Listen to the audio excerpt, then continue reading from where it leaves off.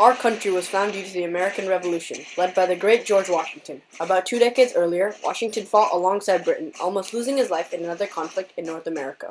The British won that conflict against France, known as the French and Indian War, due to strong leadership, courage in battle, and triumphing from tragedy.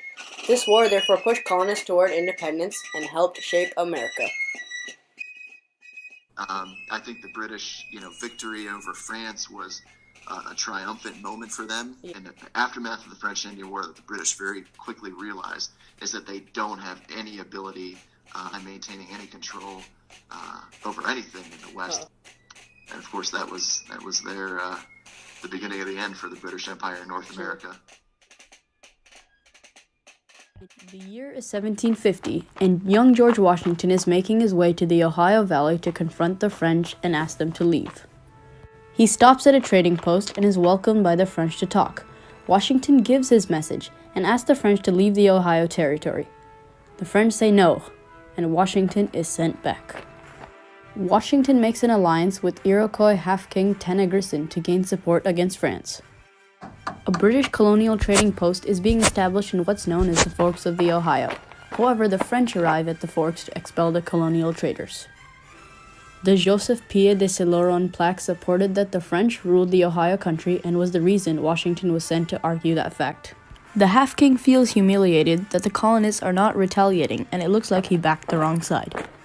To even the score, Tennygristen and Washington ambush a small French squad. "Thou you art not dead yet, my father." The half-king knew this was wrong, but he did it because he knew that all the heat would go on Washington. The young Virginia man writes to his commander, Joshua Fry, requesting artillery and reinforcements because he knew that the French were going to strike back hard. In the great meadows of the Forks of the Ohio, Washington's men build the very weak Fort Necessity. He asks Tennygristen to stand and fight with them, but the half-king refuses due to the pathetic looks of Fort Necessity. Thus, he loses his only Indian ally. The French, however, didn't have that issue. The French and Indian force fires from the jungle and obliterates Washington and his men. With no chance of striking back at the French, Washington surrenders and retreats back to Virginia. Probably the worst 4th of July ever.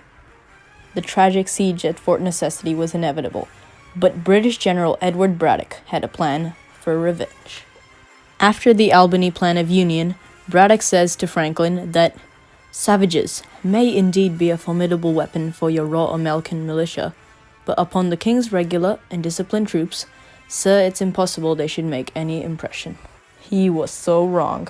On July 9th, the British marched to Fort Duquesne on a narrow road, but the French opened fire along with formidable Indian snipers from the jungle. The ground bled as British redcoats dropped in confusion, Braddock bravely trying to redirect his men's fire, tragically dying trying to do so. His men hastily bury him and retreat, making it the greatest British loss ever. In 1756, the war spreads to Europe. Minorca, Britain's main naval base in the Mediterranean, was under heavy French attack. The main relief squadron, led by John Byng, was sent to defend Minorca from the concentrated French naval force, paving the time for the French volleys to fire back with much greater effect. Foolish Byng considers a retreat and moves his flaming ship away, leaving Minorca completely defenseless.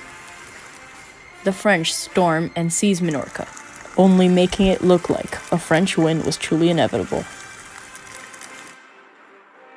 When it all looked lost, Britain's Secretary of State William Pitt still had hope. In Massachusetts, Governor Pownall receives the letters of hope from Pitt, indicating a change in British leadership. That consisted of Colonel Jeffrey Amherst, Commander John Forbes, and the very famous James Wolfe. Pitt believed in the colonists and encouraged their participation because they were the greatest British power in North America.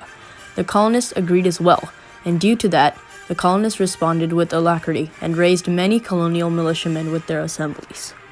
Pitt created a system that promoted the military initiative against France, and also encouraged Britain's allies to rise together and help them do that. The important efforts of William Pitt entirely helped turn the tide of the war. In 1758, Amherst and Wolfe decide to attack Louisburg, but the only way to breach it was from shore. Attacking from shore was attacking under heavy fire, which resulted in many British casualties. Although that was the case, the Redcoats overwhelmed the French and forced them to retreat behind the city walls. This gave time for Amherst's men to set up cannons and mortars for the second wave. After a while, British volleys pounded Louisburg's walls and later forced the French to surrender. Amherst succeeds and the British begin to win. Although Louisburg was a success, the colonies were still under threat from Indian raiders. Luckily, Commander John Forbes had a plan to take it down. Forbes made sure he was supported by Indian allies. He also modified the route to Fort Duquesne that Braddock took, and made sure he could regroup his men on the way. Forbes regroups at Fort Ligonier so that he could confidently proceed onward. The French got a good surprise of an enormous column of British soldiers at Fort Duquesne. Surprised at the sight of it, the French and their Indian allies flee from the fort, leaving their only settlement in the forks of the Ohio to the British. It was just a small firefight before the British stormed and seized Fort Duquesne. That meant that the path to Quebec was finally open. The British were extremely interested in control of the forks of the Ohio River. The late summer of 1759, they actually began construction on what they would call Fort Pitt. Okay. The reason that they built that fort was, I think they wanted, of course, to control the forks of the Ohio, but they also wanted to make a statement to the French that they intended to maintain control of the forks. Quebec was the most heavily fortified French stronghold along the St. Lawrence River. The man elected to take it down was none other than James Wolfe. Wolfe searches, but unfortunately can't find a path to the heavily fortified French city. "I have changed my measures and laid waste to the country," he says, after he orders his men to burn all the villages outside of Quebec. Finally, Wolfe gets the break he deserves and finds a western route to Quebec. That route made it easy for Wolfe's men to move the artillery and cannons up undetected. And by morning, on what's known as the Plains of Abraham, Montcalm was pleasantly surprised. The French, startled, fire out of range. The British don't even care to move. But after the French begin their bayonet charge, the British, outnumbered, open fire and trap the French right on the spot. A myriad of bluecoats drop and fill up the plain, so after suffering heavy casualties, Montcalm and his fellow injured soldiers retreat. This was the last major battle of the war, and Britain was the victor. However, Wolfe, severely injured, dies from his wounds on the battlefield. His tragic death marked the inevitable end of the war. Finally, in 1763, the French signed the Treaty of Paris. That treaty gave Britain numerous gifts for winning, such as control of French Canada, Spanish Florida, and the Ohio Territory. The French, however, sadly lost all their North American claims. The British colonists celebrated alongside Britain, only for them to undergo a tragedy later on. When the colonists came to settle in what we know as Detroit, they were met by a French Indian resistance. The Native American Brigade, led by Ottumwa Chief Pontiac, remained loyal to the French and was here to defend their claims. This led to be called Pontiac's Rebellion. They fought valiantly, but the siege of the colonial militia was too much for them. British Parliament takes notice of this and passes the Proclamation Act of 1763, declaring the West Appalachian region Indian Territory.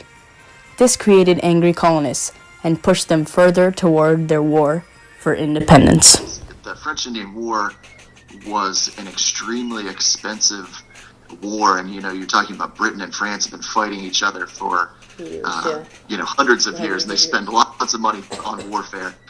The idea from the British perspective is to get the colonists in America to pay for this war, and they think, well, we've already paid for it by fighting in it. And so that dispute over exactly how to pay for the war leads to this discussion of the colonists being taxed without representation in Parliament, and is a direct cause of the American Revolution.